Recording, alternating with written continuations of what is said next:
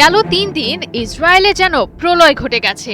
একের পর এক আগুনের গোলা এসে পড়ছে ইসরায়েলের বিভিন্ন এলাকায়। আপাতদৃষ্টিতে মনে হচ্ছে ইরানি মিসাইল আটকাতে ইসরায়েলের শক্তি শেষ হয়ে গেছে। ক্ষতির চিত্র লুকানোর চেষ্টা করলেও পশ্চিমা গণমাধ্যমেই প্রকাশিত হচ্ছে ভিডিও। বিভিন্ন গণমাধ্যমে প্রকাশিত ফুটেজে দেখা যায় ইরানের ক্ষেপণাস্ত্র তাণ্ডবে সৃষ্ট ভয়াবহ অবস্থা। রোববার ইরান থেকে ছোড়া ক্ষেপণাস্ত্রের আঘাতে তেল আবিবের কেন্দ্রস্থলে আহত হয়েছেন ৪ জন। ক্ষতিগ্রস্ত হয়েছে ভবন এবং আশেপাশের রাস্তা। হামলার পর ফুটেজে ভাঙা কাঁচ, ভাঙা দেয়ালের টাইলস এবং ধ্বংসাবশেষ ছড়িয়ে ছিটিয়ে থাকতে দেখা গেছে। রাস্তায় একটি গর্তেরও দেখা মিলেছে।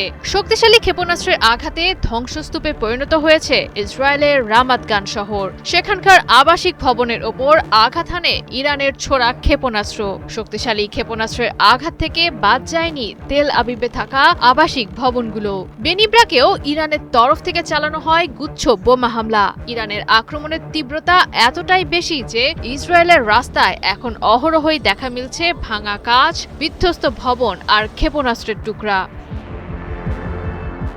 ইসরায়েলি কর্মকর্তাদের মতে শনিবার এবং রোববার ইরানের ছোড়া ক্লাস্টার বোমার টুকরো মধ্য ইসরায়েলের একাধিক স্থানে আঘাত এনেছে, যার ফলে অবকাঠামোর মারাত্মক ক্ষতি হয়েছে।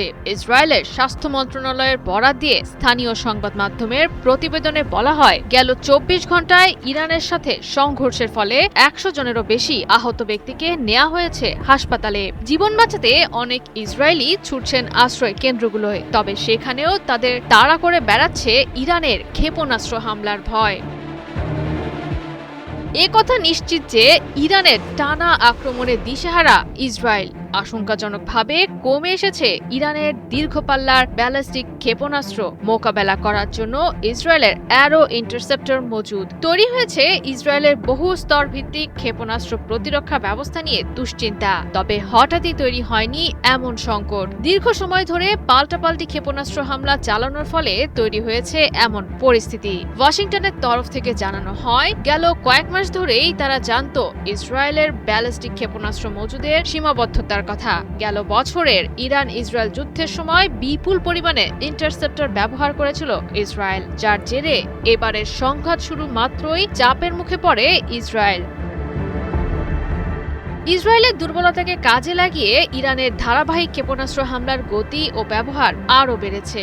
ইসরায়েলের ইন্টারসেপ্টরের মজুদ শেষ করতে শহীদ খামেনির সেনারা নিক্ষেপ করছে ক্লাস্টার ওয়ারহেড ক্ষেপণাস্ত্রগুলো।